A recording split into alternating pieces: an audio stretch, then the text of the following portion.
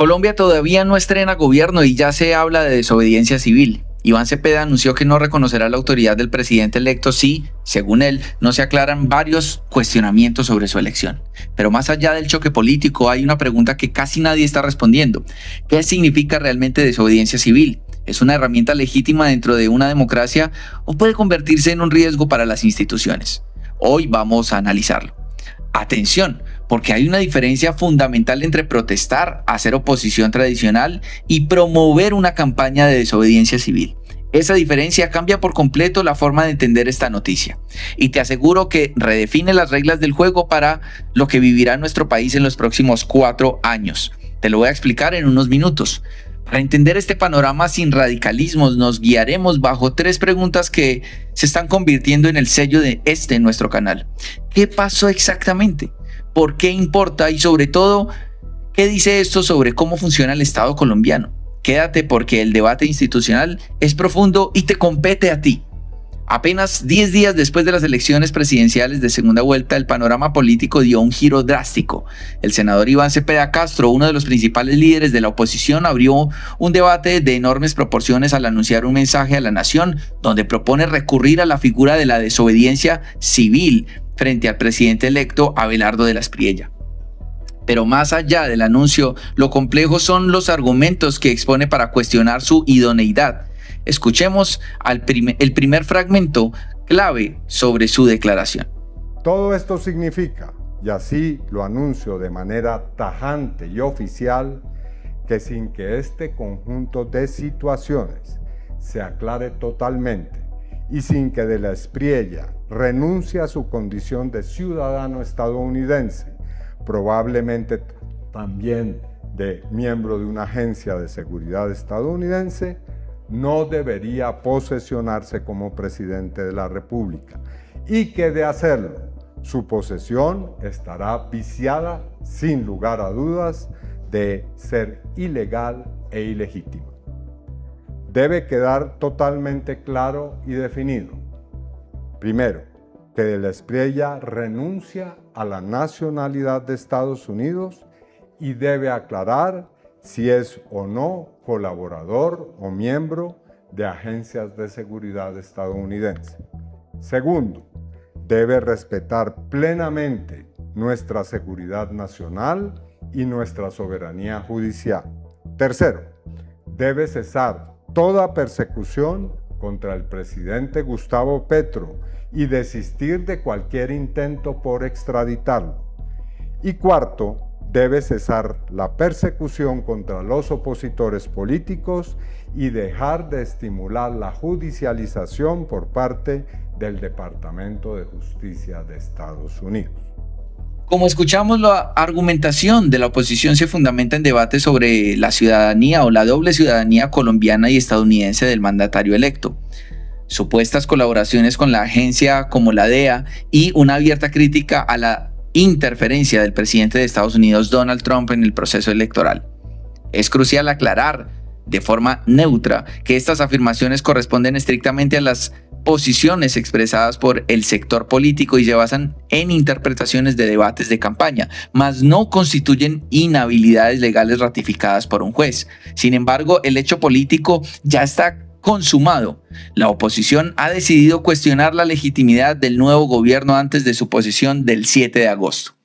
Aquí es donde casi ningún canal se detiene y es donde está el verdadero valor de este análisis. ¿Qué es la desobediencia civil en la teoría política? No es un acto de vandalismo ni una revuelta violenta, consiste en incumplimiento público, deliberado y pacífico de ciertas normas o decisiones de poder, con el fin de demostrar que carecen de legitimidad moral, asumiendo conscientemente las consecuencias legales de esta acción. Busca presionar al gobierno mediante la no colaboración ciudadana. Si la gente se niega a acatar una directriz de manera masiva pero pacífica, la ejecución del Estado se frena. Este mecanismo ha sido un motor de cambio en la historia global, utilizado por movimientos ideológicos muy diversos. Por ejemplo, Mahatma Gandhi la usó en la India con la marcha en contra de la sal del Imperio Británico, y Martin Luther King la aplicó en Estados Unidos desobedeciendo pacíficamente las leyes de segregación racial. Es una herramienta histórica de resistencia, pero su uso siempre ha caminado por una delgada línea dentro de los estados democráticos. Aquí es donde resolvemos la diferencia que planteamos al inicio y que cambia toda la noticia. ¿Cuál es el límite entre hacer oposición y llamar a la desobediencia civil?